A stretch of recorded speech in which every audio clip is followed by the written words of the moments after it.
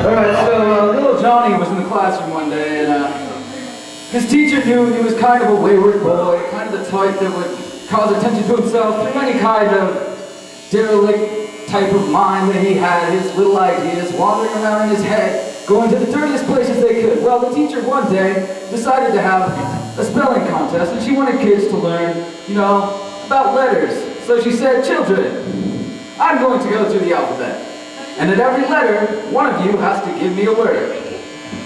So she starts at A, and looking at little Johnny, as she sees his smile, his excited grin, his jumping, and his arm in the air, wanting to answer, she thinks, wow, he's gonna say asshole.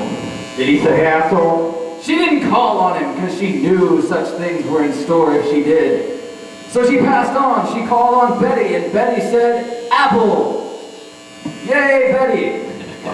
The next word, or the next letter was B. Johnny again, jumping in his chair, sweating, almost knocking the fucker down. He was going to say bitch, wasn't he? He was going to say bitch, and the teacher knew it. So who did she call on? She called on Jimmy. Jimmy said ball. As she went on, she got to see, and she realized cunt was just waiting for her if she called on. Wait, was the little kid's name Jimmy? Yeah. Johnny. If she called on Johnny, cunt was waiting for her, or cock, or whatever.